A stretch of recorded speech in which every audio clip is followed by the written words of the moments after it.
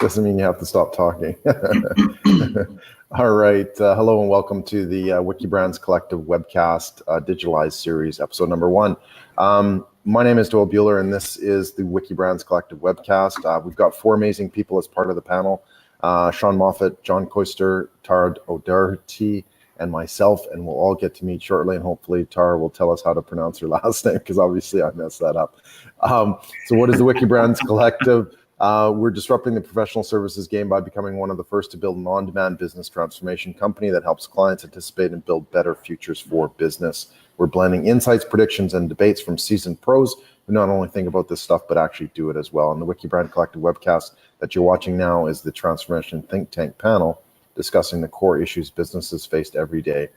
Every episode is different, but we're focused on 5 core topics that we go through on every other webcast as well. And today we're talking about Digitalize, becoming a digital or a digital first company. All right, so let's meet our amazing guests. Let's start with you, Sean, my co-host, who's always here. All right, and happy holidays, everybody. Managing director of Wikibrands, and I love we're doing the first episode of Digitalize because we live, breathe, and sleep it. I'm surprised it's taken us this long to do one on this topic, so look forward to talking. Yeah, fantastic. Thanks, Sean. John. Hey, John Koetsier. So you mangled my last name too, but I'm used to that. It's all good. No worries.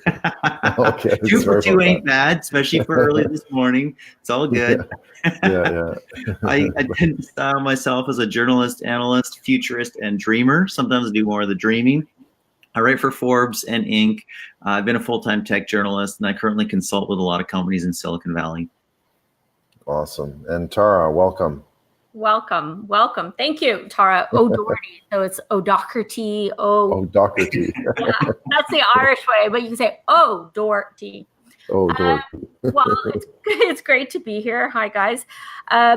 Basically, I, similar to Sean, have been in the industry for quite a while. My specialty actually sits more on the front end, which has to do with customer experience, user experience, design, and strategy. I'm a former ex-ad girl from Cassette, McLaren McCann, Foucault Belding, and now I'm in the startup world. I just recently launched Jado.co, which is a cannabis startup, and now started another one that will be an adult startup that will take cannabis ads and alcohol ads. Wow. So I guess you could say I'm now a startup queen. Wow, that's a topic unto itself. But of course, still consulting on the side. Hashtag side job.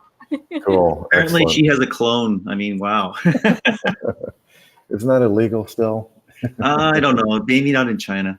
Hey, maybe we could have that as part of the topic number 31.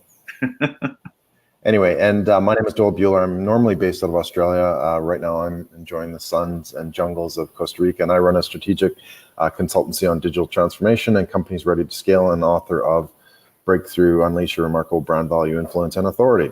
Cool. So let's get started. Yeah. Well, we all need more prompts. So we're talking about Digitalize. So Sean, you're kind of the mastermind behind this. We have a bunch of technologies. We have a bunch of pieces of the pie that we really want to kind of dig into today. So do you want to quickly run through those?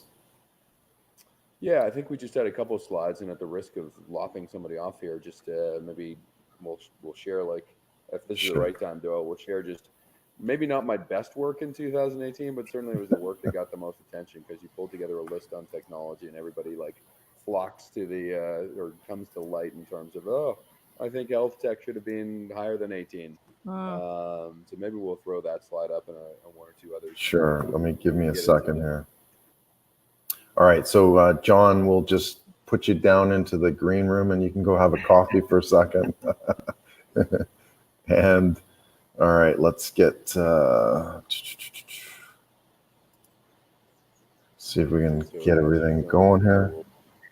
So we're not hearing dead noise. Well, why don't you start talking then? Yeah, I'll actually talk with Sean for a bit on Yeah. Cool. It's from my experience at the agency, we worked a lot with big brands, Hydra One, so government regulated ones. Sean's already smiling because I can imagine he knows where I'm going with a question like this. And then some more innovative brands like Sick Kids Foundation. when you're looking at digitization, I'm just curious on your thought as we're getting ready to pull up technology. It's definitely fueled by technology. It's fueled by many pillars. It's not a smooth process. As someone who's gone through it with a lot of top companies, when 2019 rolls around, what's the one thing that, before you show us this list, that you think is the biggest risk to digitization not happening with some of these firms as you're looking at this master list? I'm really curious because startups are going a different way. I'm talking about the bigger hubs of companies that need to reform. Yeah, that's a good question. I think it would probably be the same answer every year for one of them, and I'll give you the one that's probably more of an annual one. Just the human factor. I think these things would actually happen and actually get inside organizations so much more quickly, except for the human element, right? We disdain change. Change means more work, more process, more difference. So I think there is a human resistance, particularly as you look at number one technology, AI. Will this take my job? How does my job change? How do we run a business, right? Like we just in Ontario had the entire auto sector for GM leave Ontario, principally based on switching technology and the fact that these old type of cars that we used to produce don't need as many people, don't need as much human element in terms of the manufacture of them. So I would say just how does the human element work with technology remains as one of the big considerations. And that's a huge. Any CIO, I think cybersecurity is going to be one of the bigger things, right?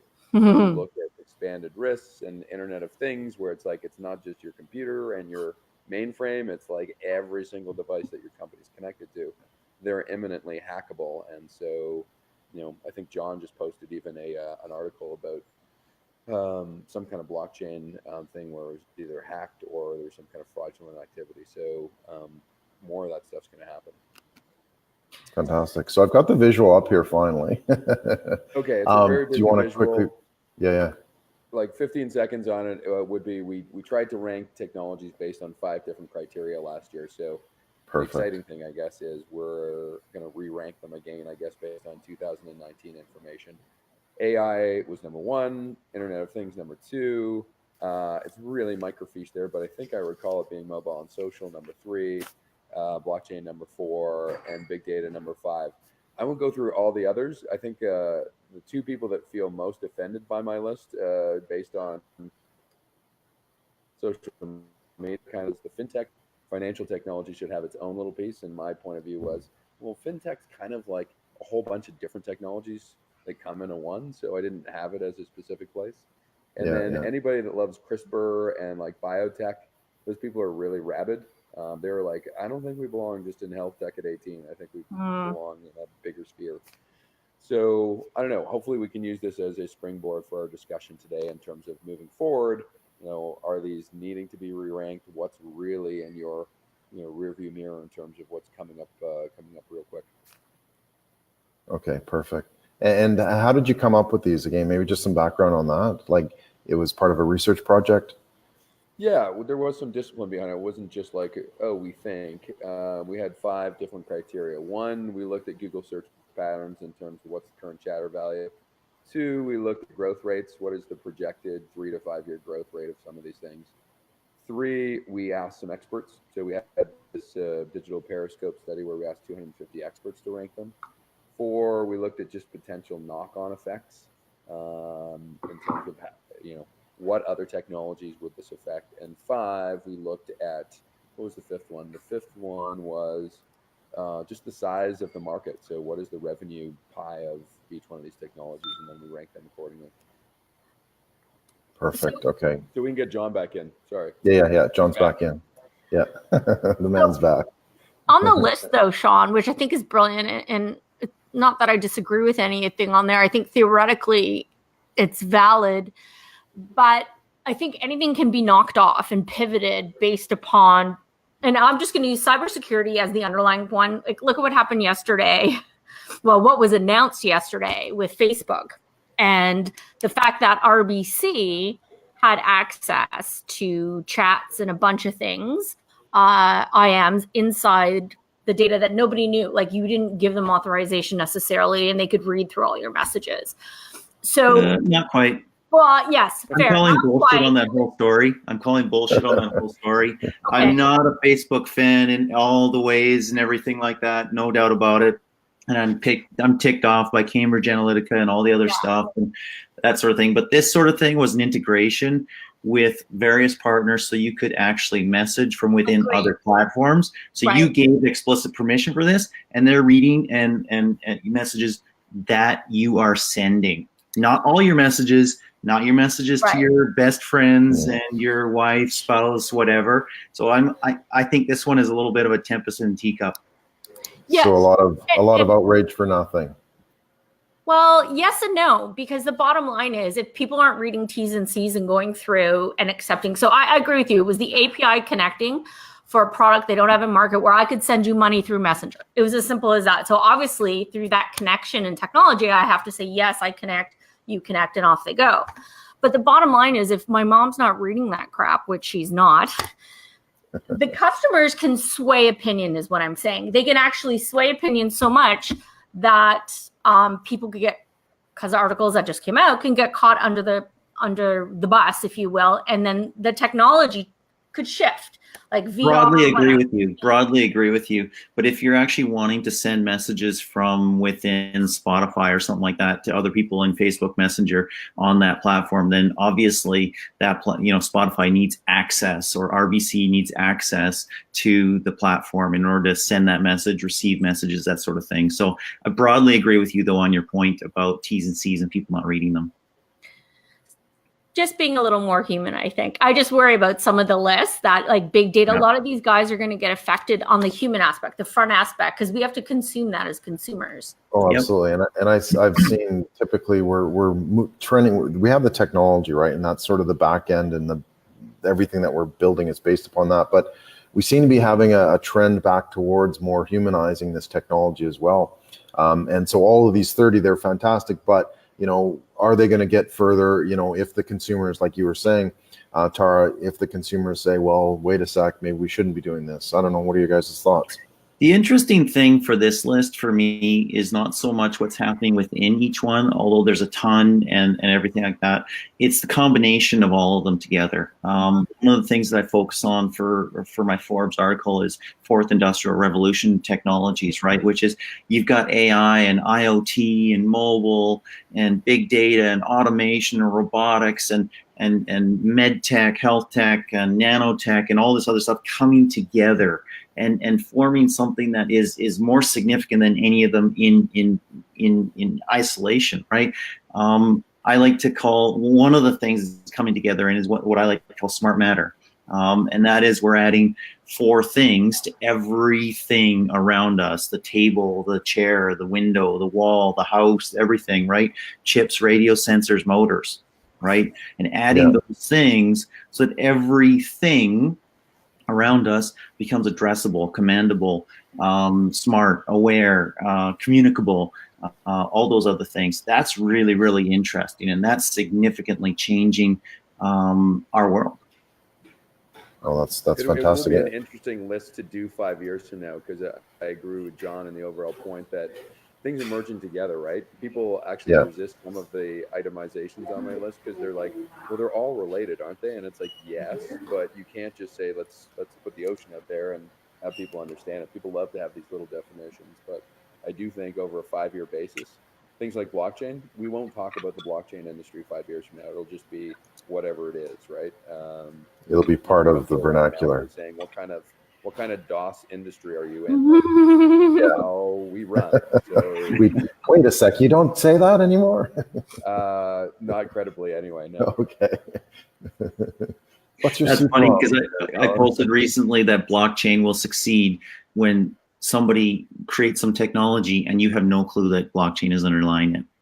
Right? Yeah. And it's kind of funny because I was emceeing a conference on APIs in Paris last week, and one of the participants was a very significant bank in France, and they have a very interesting insurance product, which is actually insuring you on your billables as a company. And there's over $1 billion being transacted through this thing right now.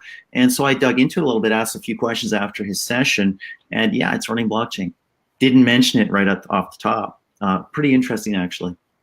Yeah, and it's fascinating too, because some of these categories that you've created, Sean, too. I mean, you're giving them awareness because you've split them out and said, hey, there's actually 30 of them. Like if you wouldn't have done this, it kind of would have been all mumble jumble together.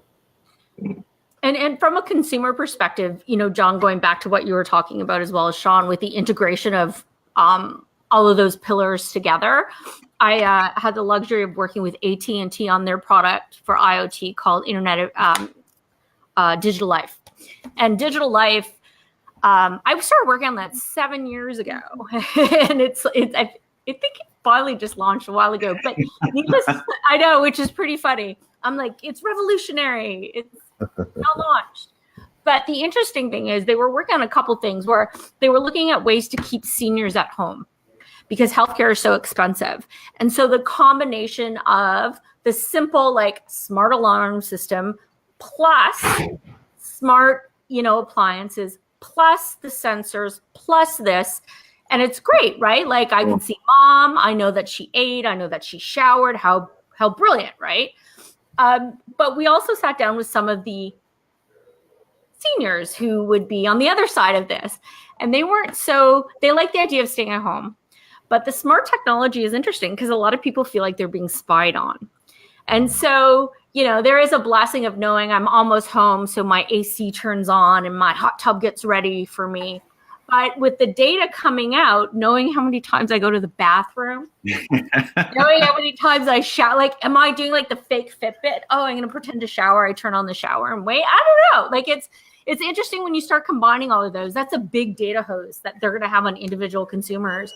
So it's going to be like, Tara, eat more fruit. Like I can tell, like, it feels like it's coming. That thin line between being helpful and freaking people the crap out, I think is something we're still trying to figure out. That's something super interesting, Tara, because it's changing the relationship of a brand and a customer, right? I mean, you used to have, maybe you went to the store. I mean, remember that? And you bought something at home, right? and that was the best it was ever going to be, whatever product that was. It was undamaged, unscratched, perfect, brand new. Today you buy something, gets shipped to your house. It's the worst it'll ever be, right? Because it's not customized to you, because there's millions of people using it. It's getting smarter all the time, right? And yet that relationship that you have as a customer used to be that one little episode of where I gave some money and I received a product. Now it's an ongoing relationship. You've got the Nest in your house, and Google knows what temperature it is, or if I'm feeling cold, right?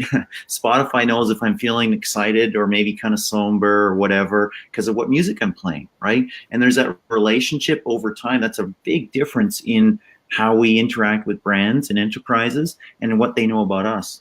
And it's almost, it's interesting the way you just phrased it. It becomes like the brand becomes a brand placement, a product placement in your life. You know what I mean? It's like Tara today is sponsored by Sugar-Free Red Bull. This afternoon, she will be using an Uber. It's interesting. Like those brands become part of my life. And they're all they have to be, right? The ones that sort of get it and sort of create that relationship from the beginning are the ones that are going to be able to continue it. It can't be just a single transaction, go buy my stuff, put it on the shelf and away you go. It has to be transformational and moving past that single. And that's exactly it. They were all digital and they were all ongoing, evolving companies and brands with the technologies that are on that list. Yeah. Has anyone ever bought just one Sonos?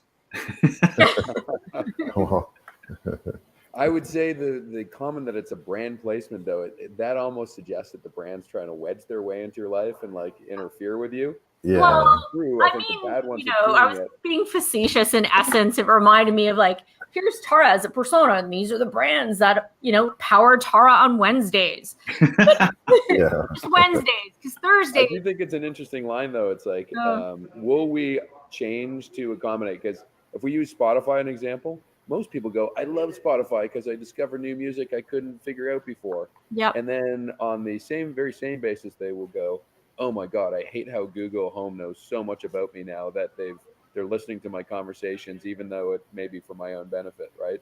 Where will that yin and yang come in terms of our future self? Will we just accept the fact you know all about us and you better give us a better solution?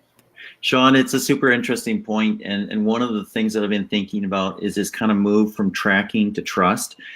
We've had this big issue, and we will continue to have an issue around ad tech and martech and how brands are tracking us in different places, where we're going, what we're doing, what Tara was talking about as well, right? But there's this movement from that tracking to this trust where a brand has a place in your life and you're okay with that and you're happy with that.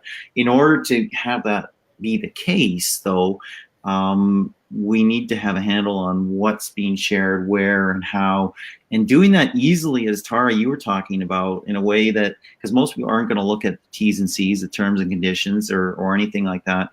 That's really challenging. And I think the Facebook example that you brought up early is really relevant here, because when you lose trust, then everything you do, people start looking at it negatively. People start looking more critically, and you could be doing something that's actually quite innocent, but it looks bad, and the negative snowball just keeps building and rolling. So is Facebook done? Like, is that the deal? Because every day I pick up the newspaper and there's not someone saying anything nice, right? Like, they're really going in hard. So it's like news is getting tainted. People are like, oh, I'm off the Facebook. They're tracking me. They're watching me. And it does start to freak people out on other technologies they're using too. I don't know. What do you think? Like, they used to lead, we used to love them, and now all of a sudden it's like someone out there is, I don't know. But at the end of the day, they have 2 billion customers, so it'll take a long time for everybody to go, that's it, I'm done with Facebook. But you know what? It probably is, a future placeholder, that there will be some other networking capability or some other sort of niche product based on one of these 30 technologies that'll kind of fit the bill potentially for that, whether it integrates them or whether it kind of creates more of that humanity side as well. So I think we're kind of in that transition period where, okay, yeah, MySpace didn't appeared for a little bit, Facebook, yeah, a little bit longer, but kind of what's next? We should probably move on as you're pointing out, Doyle, but just on the Facebook thing real quick that Tara, you brought up, I don't think Facebook is done because of part of what Doyle said. But there's a couple things that are interesting. One, when you're the startup and you're the challenger, there's an aura about that. There's an excitement about that. But when you're the king, then everything you do is looked at very, very differently. So Facebook is experiencing that right now. The second thing is, while I don't think Facebook is done, I think the idea of Facebook as a social fabric that underpins so much, maybe even all of our other experiences in the digital ecosystem, I think that's done.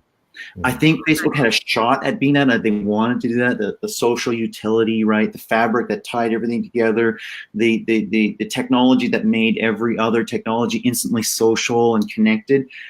I don't think that's possible now because of where they've gone and what they've done. So they're almost too big to fail. I hesitate to say that because everything fails, everything dies. Even Jeff Bezos recently with Amazon, right? Amazon will go broke, he said, and that is true, right? Given enough time, but I don't think that's imminent. Fair. Excellent. Okay, cool. So let's get into some of the specifics. We talked a lot about the technologies and that, but what about the companies? Who are some of these specific companies that are sort of embracing some of these technologies that are really sort of seeing some great growth? I say every cannabis company here in Canada right now. Because when you no offense, because they're doing supply chain, they're doing a lot of that. You got a lot of early leaders that came out. They can build their tech stacks from scratch. Like, that's the blessing, right? Building from scratch is set, like, no legacy systems, you have a young, nimble, lean team, so you don't have the no, I'm going to lose my jobbers. I think those guys are interesting ones to watch in general. That's my perspective, only because I've been playing in the field for a little bit. I totally see that, and I agree with a lot of what you're saying there. And I think a couple examples. Allbirds is one in the shoe space. Untuck It is another in the men's fashion space. I think what you're seeing are interesting brands that are using digital to leapfrog, to have a one-to-one relationship with their customers. And I think we really all kind of saw how critical and important that was about a year and a half, 2 years ago, when Dollar Shave Club sold for $1 billion, right? And what did it sell for? It did not sell because it was making so much money that it was worth $1 billion. It sold because it had a direct one-to-one trusted relationship with many, many consumers. It didn't sell via another partnership, via retail, via partners or whatever. It had that one-to-one relationship that you can have in a mobile/digital world as a brand to your customer. And that connection, when it's a trusted connection, is really, really valuable. And you can, over time, slowly and appropriately in complementary categories, expand what you're pushing through that connection, that trusted channel. And so that's what they sold for. And that's what the old brands that didn't know anything about their consumers, and so had to run expensive studies and what does the consumer want and everything like that. I mean, how archaic is that now? I mean, today, if you're a smart, modern digital brand, you know your customers intimately. Mm-hmm. Walk through your customers' lives with them, and you know not only what they want, but what they're doing actually, right? And so I think that's really, really interesting to see. Fantastic. Sean, what do you think? And I got a frog in my throat here, so I'm going to struggle through it. So let me talk until I get this out of me. Okay. I do think, as always, like if I was a 23-year-old entrepreneur, I would totally be focused on education or healthcare and all these different blending of technologies that go in. I'm also going to go off the board too and say, you know, I think it was like the 8th or 9th biggest industry that's going to be disrupted by technology, but I just have this feeling there's going to be some kind of big agricultural crisis that happens, and just some of the stuff that's going on with Internet of Things and geospatial technologies and how we get better crop yields and better resistant crops through the use of technology and drones and a whole bunch of other different things will be a really, really interesting area over the next 1 or 2 years. You know what you just twigged off in my mind, Sean? Super interesting. What we're seeing in ag tech is a little similar to what we're seeing in clean tech, clean energy, and that's decentralization. Yeah. And you see all these startups right now, you know, you can grow herbs in your house, right? And this cool little, spend 5 minutes a day tending it or whatever. You see a lot of farm tech robots, you know, you can put it in your backyard if you have a yard or home or something like that. And this robot will plant and it'll weed and it'll water and other stuff like that. I think we're going to see continued evolution there and decentralization of food production, which is really, really interesting, as everybody wants to be closer, tighter supply chains and closer to their food, know where it comes from and what's in it and other stuff like that. We see the same thing in energy, right? I reported last year on a startup which is bringing energy to the Dominican Republic. And solar, but the grid is not necessarily the old school grid is I generate all the power over here, and then I connect to thousands, hundreds of thousands of houses, and I ship all the power over there. That's not what the grid will be for in the future. In the future, we'll generate power here, a little bit there, a little bit there, a little bit there, some solar, some geothermal, some whatever it is, right? Wave, wind, other stuff like that. And when I need a little, I'll get some from my neighbor, right? And the grid is for connecting us. And I have the extra I can share onto the grid. And that's a reimagining of what the grid is. It needs to be a smart grid. We need to have some measures around that. Maybe not everybody just wants to share power and give power and get it for free. Probably not. So, you know, what's that look like, and how do you get value for the excess energy that you put onto the grid, and how do you do you pay for energy that comes to you? So the solution I was writing about was a blockchain oriented solution with tokens and other stuff like that. Whether that happens or another scenario, super interesting developments. I think the whole notion of decentralization is probably industry by industry powering a whole bunch of stuff that we're seeing. Mm-hmm. We just talked about energy and ag tech, but you know, what is blockchain and Bitcoin, right? It's a push to decentralize things that if you're really political about it, you're like, I want to be much more libertarian. If you're trying to just have the efficiency argument, it's like, this thing works better when there's more of us involved on a very localized basis. So if I looked at the top 10 industries that are changing, each one of them has a very healthy dose of a push toward decentralization and the reactionary forces of governments or banks or whoever resisting that force. That'll be an interesting place in terms of where everything nets out over the next few years. I'll throw it to Tara because she's been waiting patiently to jump in on this stuff. Oh no, I'm just listening. Yeah, I agree with all of you guys. I mean, for me, I'm interested in all of it, and I can see consumers, again, because of my lens, being quite interested. I'm particularly fond of blockchain, but for the reason that it requires more education to the general public. In other words, blockchain is just not all about currency. It can be so much more. So I have an artist friend here in Toronto who does great works, Kirby Anderson, who took a painting, and it was so brilliant. It was massive, and then basically chopped it up into 20 individual pieces, which each in itself, you feel the decentralized theme running, was its own unique piece. Then he was tying in blockchain to release this massive painting throughout the world to different owners. And I can't remember, every 5 years, the person has to send the pieces back. That's awesome. Oh my God. Isn't it? And it gets rebuilt and whatnot. And so where I'm going with this is... You sure this isn't Banksy? Yeah, no. But just make sure you set your calendar. Yeah, exactly. And Remind me. you know, well, this way I could afford a little piece. You could never afford the whole thing. I guess that's part, right? And you're now tied to these other people who have these pieces. It certainly makes for storytelling and whatnot. But the interesting part is the evolution of blockchain into ownership and into art and music and assets and creative. And I give you this book, you give it back. That to me is really, really interesting as compared to how much Bitcoin is worth. So how our lives, or my life, like, because that's always about me, right?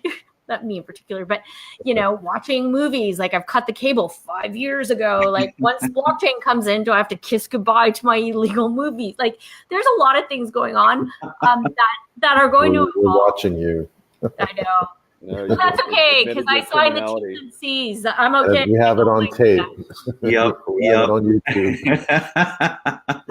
But yeah, so I think it'll be introducing blockchain again in ways that you may not think that will actually make our lives a bit better beyond the kind of currency aspect.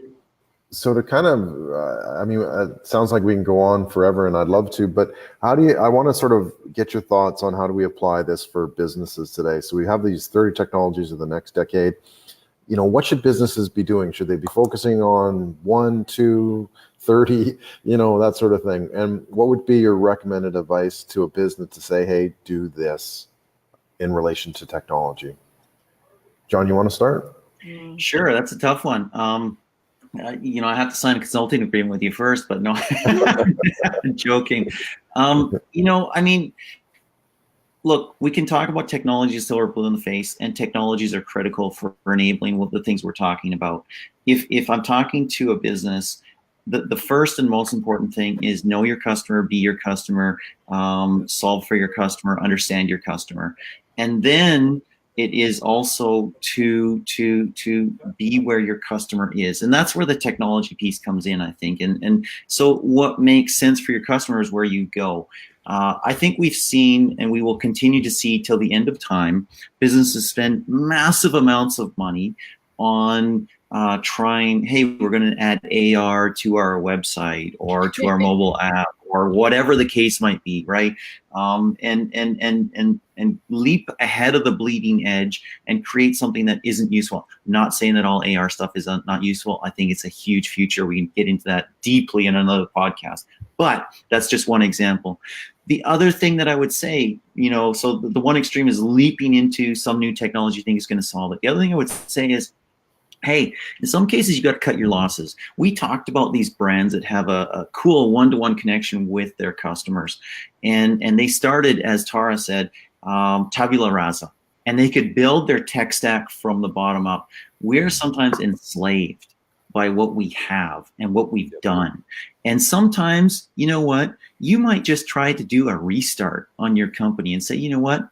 I have a tech stack that was built in the early 2000s or the 1990s or earlier, and I'm just going to shut it down and I'm going to restart. That's a kind of a bet the company move. But you know what? sometimes you need you're on a burning platform anyways, and business as usual isn't cutting it, and you've got to reinvent yourself. Fantastic. Thanks, John. Tara.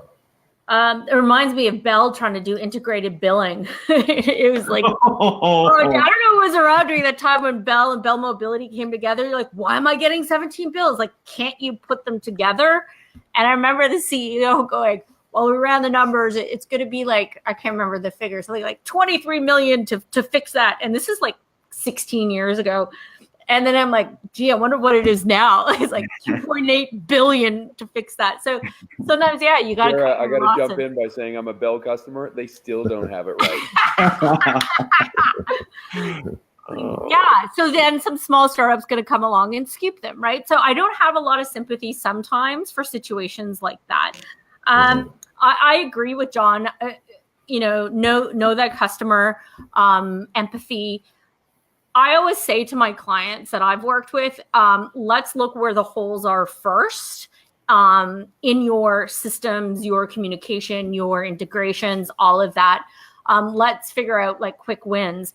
So, for us, a lot of the times, some of the fixes will be cosmetic on the front end.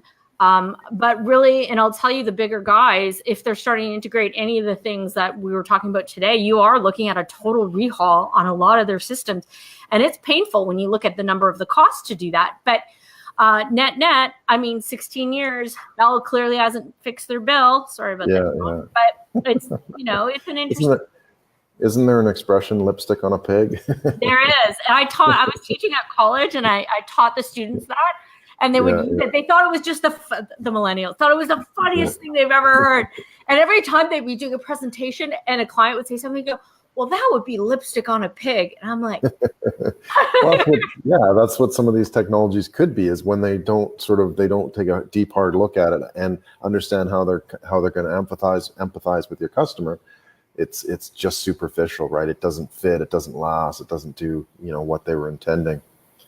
Yeah, and it doesn't help when you have top brands out there, like some that John listed and Sean talked about, who do things so well, so simple, that you're like, well, if Uber can do it, like, how hard is it? Like, and so the problem is the bigger brands are getting thrown under the bus because the other brands can do it. So I'll toss it over to Sean. And that's another topic of disruption. Yeah, Sean, what's your thoughts? What can companies do to enable these technologies? But at the risk of groupthink, I'll take a different tact on the question about what your business do.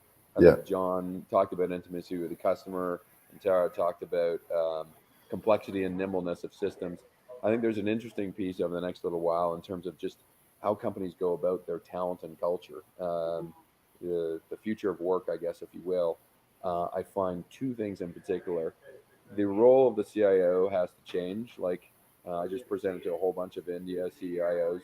Their days are way too flooded with day-to-day crisis management to get at some of the stuff that we're talking about. So I do see a decoupling of a CIO role with, I don't know if it's a chief digital officer. I know we've had that thing, but somebody out there that's looking at my list of 30 technologies and going, how do I apply that to my business and not have to worry about my systems being running up at 99.9% efficiency?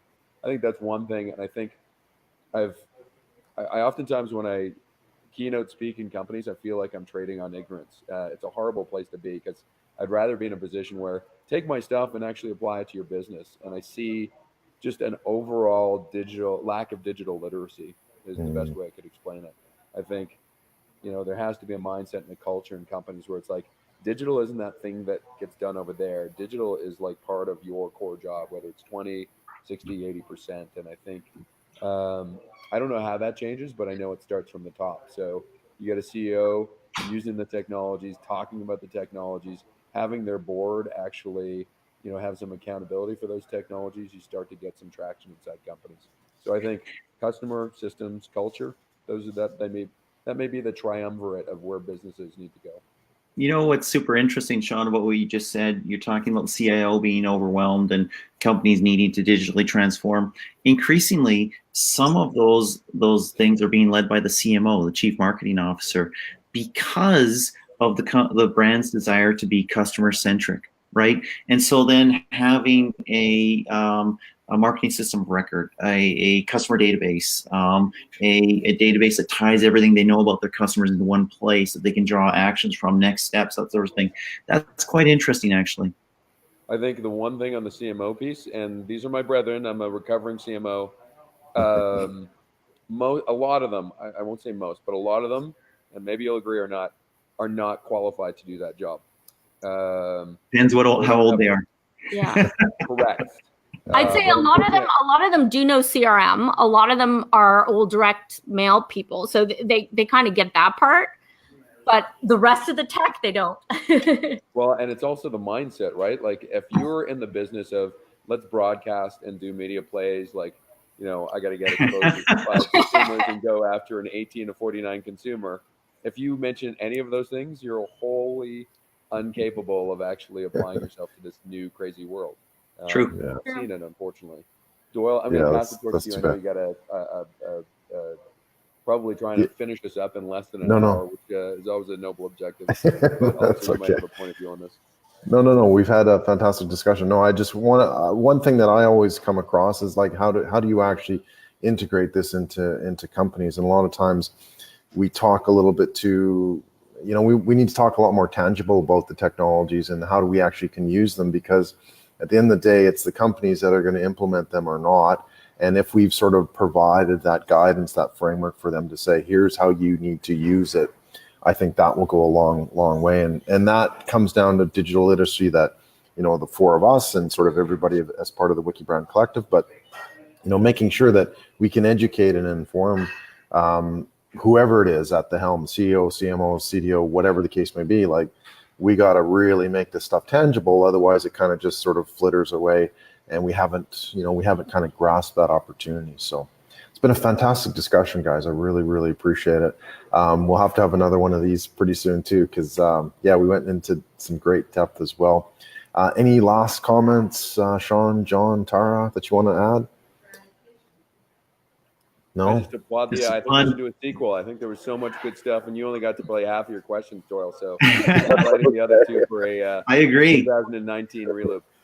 Yeah, that's cool. So, hey, but by the way, Sean, you did lose your hat. Can you put your hat on just to say goodbye? All right, just for the closing. Come on, yeah. Wear the hat. Is that organic felt or what is? No, this is totally imitation. It's vegan. It's vegan. All around. Vegan. Farm raised, organic, and fair trade driven. All right. Oh, thank you so much. So thanks everybody for joining the Wikibrands Collective webcast. Go to wiki-brands.com/webcast. Thank you, Sean, John, Tara, and myself. If you did have, if you've learned something new here, please like and share, or simply ask us a question and we'll respond as quickly as possible. Thank you so much, everybody, and we will see you online.